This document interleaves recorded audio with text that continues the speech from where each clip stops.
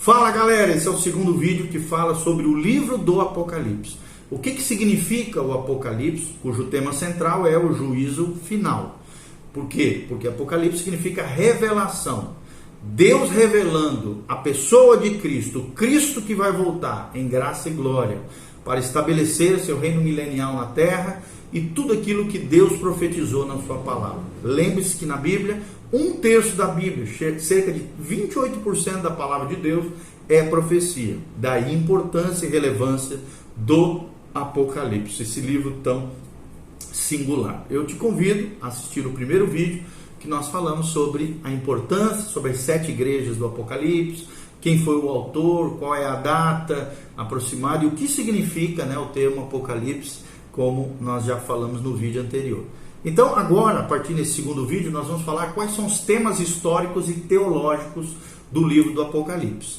Como Apocalipse é primariamente profético, como eu já falei, esse livro contém pouco material histórico, com exceção, obviamente, dos capítulos 1 a 3, que faz menção de como estavam as igrejas ali, as 7 igrejas da Ásia, aquelas primeiras igrejas primitivas ali, e os primeiros cristãos. As 7 igrejas a quem as cartas foram endereçadas localizavam-se na Ásia Menor, onde hoje é a atual Turquia.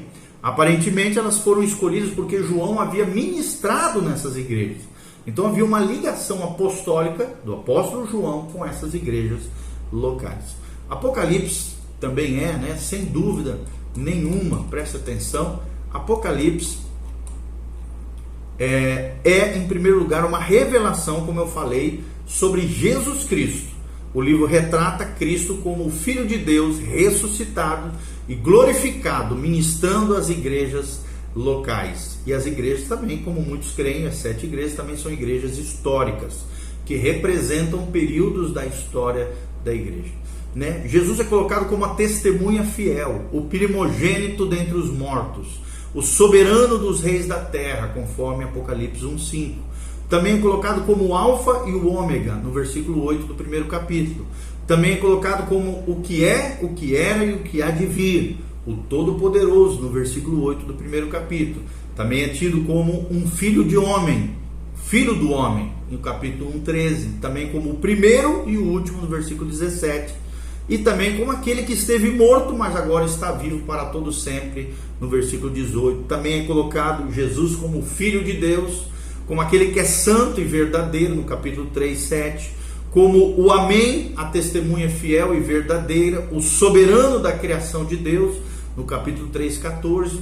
Também no capítulo 5:5 ele é tido como o leão da tribo de Judá, a raiz de Davi. É tido no capítulo 6:1 como o cordeiro no céu, com autoridade para abrir o primeiro dos 7 selos, como o cordeiro que está no centro do trono, no capítulo 7:17. Também é tido como Cristo, que reinará para todo sempre, no capítulo 11:15, como a palavra de Deus, no capítulo 19:13, como o majestoso Rei dos Reis e Senhor dos Senhores, retornando em esplendor e glória para conquistar os seus inimigos, no capítulo 19, versículo 11, como o princípio e o fim, no capítulo 21:6, como a raiz e o descendente de Davi e a resplandecente estrela da manhã, no capítulo 22:16. Então nós vemos aqui várias referências, vários títulos, várias menções e características da pessoa bendita, da revelação do Cristo glorificado. Muitos outros temas teológicos encontram expressão, obviamente, também no Apocalipse. A igreja, por exemplo, é alertada a respeito do pecado e exortada à santidade. E aí, meu irmão, como é que está a tua vida com relação ao pecado e com a santidade? Então nós vemos a igreja sendo alertada a respeito do pecado e exortada à prática da santidade. Essas imagens vívidas usadas por João para descrever o culto no céu também nos exortam e nos instruem como cristãos. Em poucos livros da Bíblia, o ministério dos anjos é tão proeminente.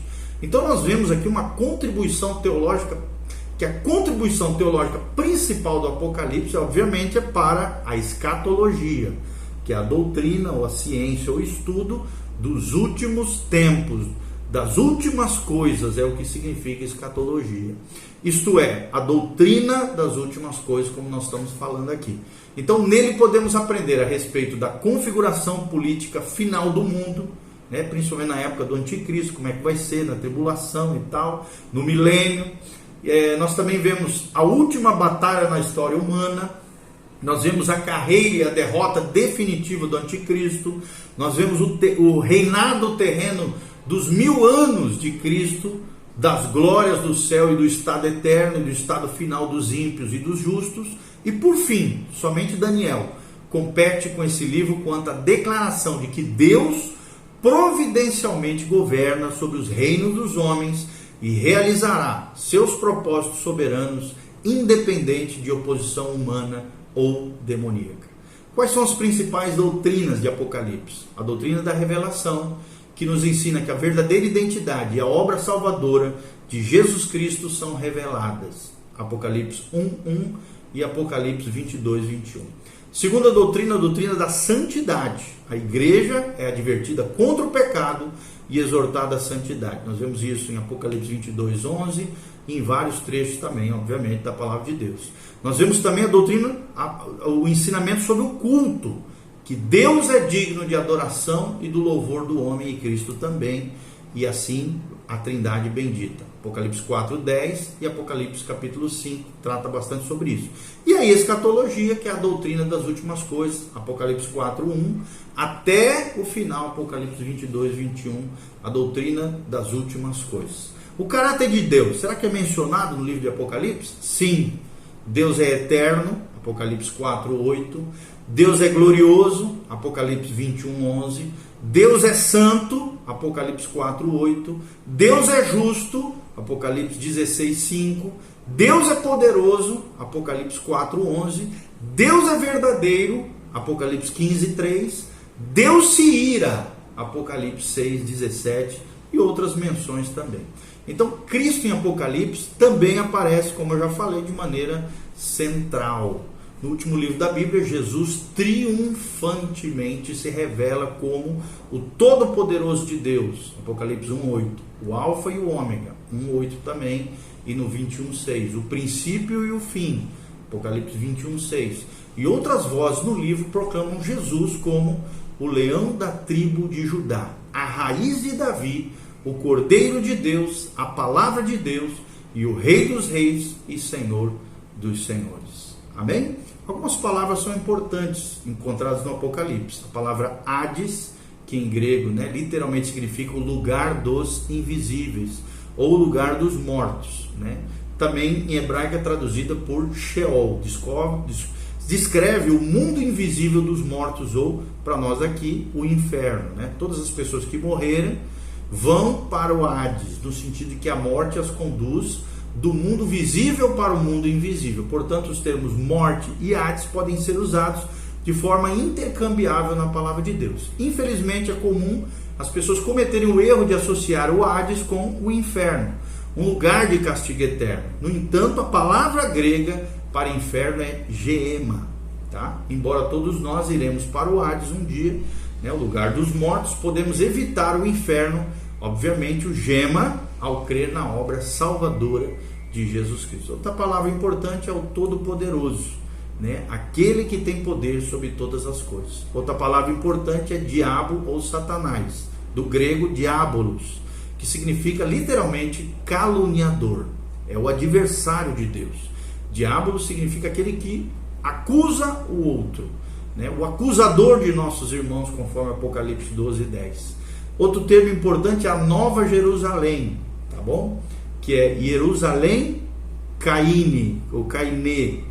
Nova Jerusalém é essa Nova Jerusalém que descerá do céu, que é bem diferente da Jerusalém terrena, antiga capital de Israel. É a Jerusalém do Alto, de Gálatas 4:26. Outro termo importante é o Alfa e o Ômega, do grego Alfa Kai Tu Ômega, que significa, são as primeiras e as últimas letras do alfabeto grego, tá? Uma referência a Cristo, uma referência a Deus com relação a esse início e fim, fala dessa grandeza, de que Deus é a fonte de todas as coisas e Cristo também, e Ele trará todas as coisas ao seu fim designado, tá bom? Então, a abordagem histórica encara Apocalipse como uma visão panorâmica da história da igreja a partir da era dos apóstolos até o presente, até as coisas que ainda vão acontecer.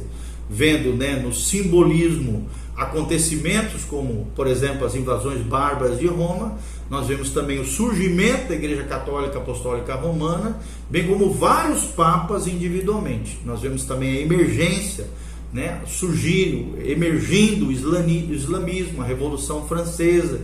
Todo esse método de interpretação, a abordagem histórica, tira do Apocalipse todo o significado para aqueles a quem o Apocalipse foi escrito. Então, igualmente, essa abordagem histórica ignora as limitações de tempo do livro, que ele próprio coloca no desdobramento dos acontecimentos bíblicos. O historicismo tem produzido muitas interpretações diferentes e muitas vezes conflitantes dos verdadeiros acontecimentos históricos contidos em Apocalipse. A segunda abordagem, além da abordagem histórica, que é equivocada, é a abordagem idealista. Essa abordagem idealista do Apocalipse interpreta o Apocalipse como uma mera descrição infinita da luta cósmica entre as forças do bem e do mal. Nessa abordagem equivocada, como nós estamos ensinando, o livro não contém alusões históricas, nem profecias preditas. Dentro dessa visão, também se ignora o caráter profético de Apocalipse e se leva à sua conclusão lógica, apenas lógica, e esvazia o livro de qualquer ligação com acontecimentos históricos reais que haverão de acontecer ou vir.